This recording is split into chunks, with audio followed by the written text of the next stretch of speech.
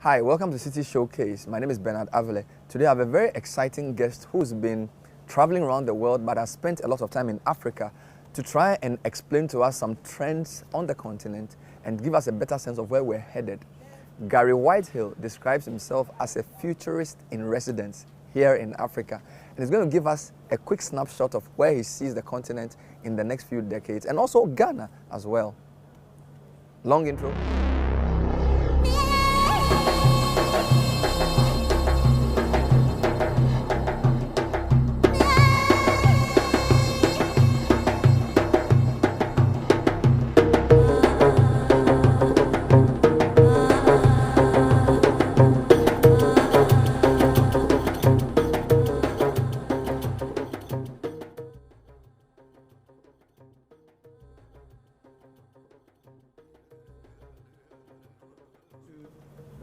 Hi Gary, welcome to Ghana again. Good to see you. Bernard, great to see you too, brother. I've missed you. I've missed you. How are you doing? Doing great. You were in Ghana a few months ago and then you went globetrotting again. That's right. You came back onto the continent when? I came back 3 weeks ago. Okay. You describe yourself as a futurist in residence in Africa. What does that mean? Well, you know, there's a lot of folks who are trying to understand from a political perspective what types of policies need to be implemented, what types of changes need to be made. From a business perspective, how to be future ready, what type of businesses to build, what types of technology to have under there, where the markets, opportunities are. Then from a social perspective, where are the trends going with people in all the different regions, north, south, east, west, central Africa, right? And it's my job, having been to 15 countries here on the continent, more than 80 countries around the world, to help folks like you in the media, folks in business, and then folks who are in the political sphere or NGOs understand where this continent is going and why, based on each country, each region, and for the entire continent over the course of the next 5, 10, 20, and 30 years. Reading some of your writings, you keep saying Africa is the future now. I want you to disaggregate that a bit, because there's this narrative of Africa rising which some people don't buy. So if you say Africa is the future now, where are you getting the optimism from? What do you mean by that? Well, first of all you have to look at, Bernard, is demographics, right? Demographics is your destiny, right? If you look at all the industrialized countries, they're all going downhill. They're all becoming excessively old, and they're going to have to focus on healthcare and services for old people. Their birth rates are going exponentially down, and therefore what they're going to have to bring in is technology or immigrants. That's why you're already starting to see the trend of xenophobia in a lot of the politicians not particularly going totally hardline against it, because they know the only way to supplement low birth rates is immigration, right? So that's on one side. But here in Africa, what you have is a doubling of the working age population within the next 35 years. There will be 1 billion people between 18 to 59 that will be able to work and will work here on the continent, right? We're going to have a tripling of the population by 2100. Then on top of that, what you have, it's a framework from a book called The Fourth Turning, right? And what it talks about is there are 4 cycles in every century, roughly every 20 to 25 years. And they follow 4 archetypes of people that we have, 4 separate moods. The first is a high, then you have an awakening, then you have a devolution, and then a crisis, right? So the high, an awakening, a devolution, and a crisis. And then a crisis, so exactly. High, awakening, devolution, crisis. That's exactly right.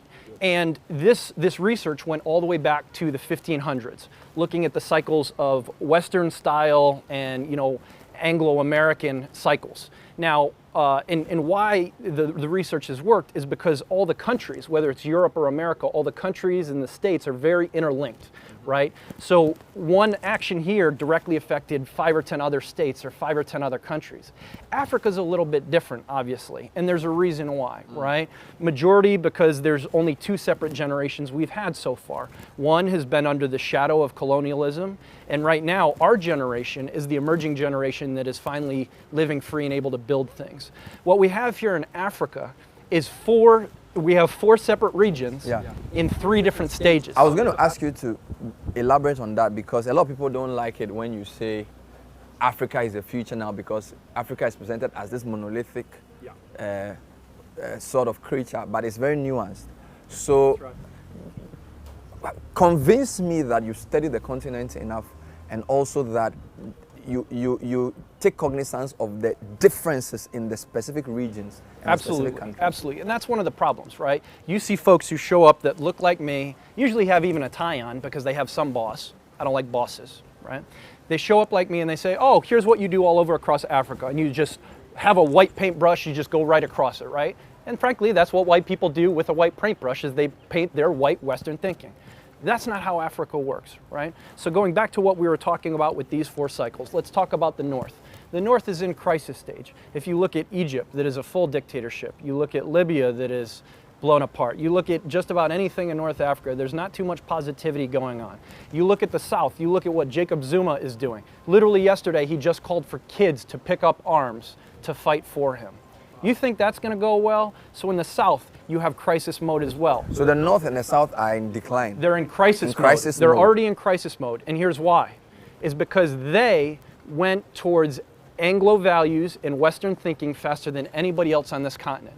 Africa doesn't work in a Western thinking mode. And we need to kick all of the Western thinking out of here. Really? The regions that had the Western thinking, that's why they're in crisis mode. Now let's look at East Africa. Everybody loves to talk about Kenya, right? Kenya is on the devolution stage. It's going down.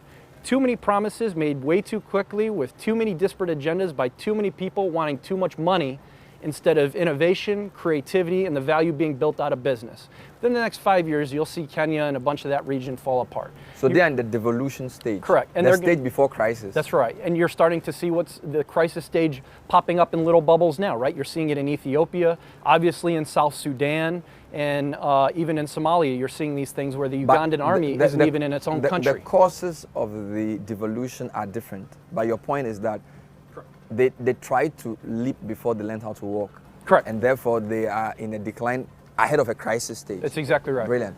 What's your second stage? The second stage is the awakening. The awakening stage. Which is where West Africa is, right? And Central Africa. Central and West Africa are in the awakening stage. Correct. Now the difference is in Central Africa, you have less infrastructure. In countries like Gabon, most of the roads are just completely without pavement and things like that. So Central Africa has a lot of infrastructure issues. That's not to say we don't have infrastructure issues here in West Africa, but we at least have some. We could use a 5-lane highway going north up to Kumasi tomorrow. And business and innovation would really speed up here. Now the difference is, and this is rule number 1 about Africa, you never enter Africa through Kenya or through Nigeria, right? Kenya, because we've already talked about it. It's falling apart. Most of its business and innovation is smoke and mirrors. We talked about that the last time I was here. When it comes to Nigeria, right, you have a country of 178 million people, right?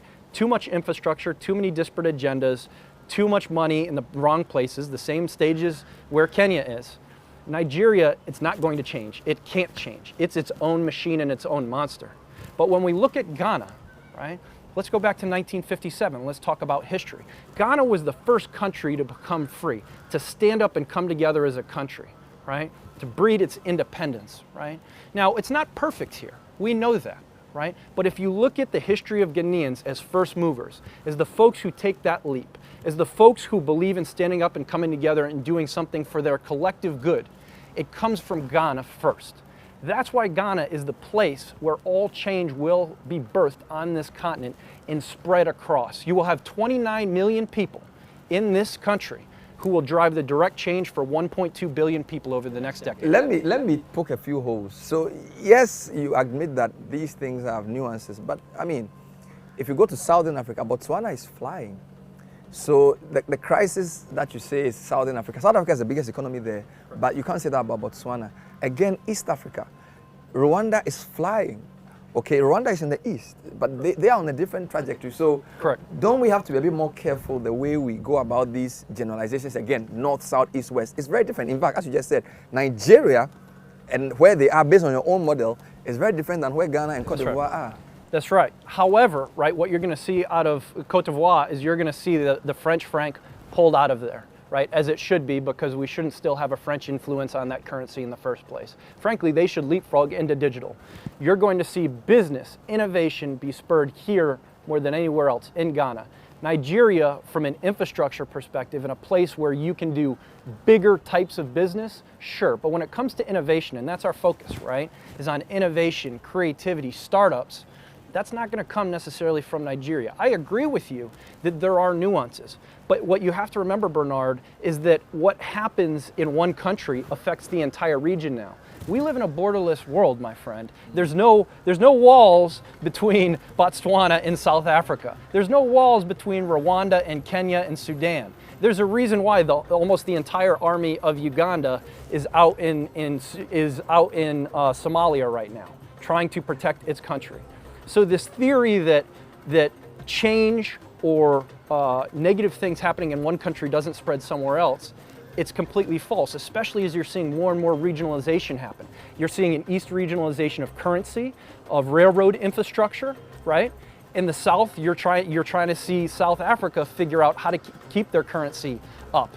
And that's another point here, right? In general, when it comes to currency. What's very interesting to me, and it's going to be a question that I'd love to see you have answered by an economist, why is it that the CD is the only currency that hasn't been devalued over the past year to year and a half versus every other currency in the world?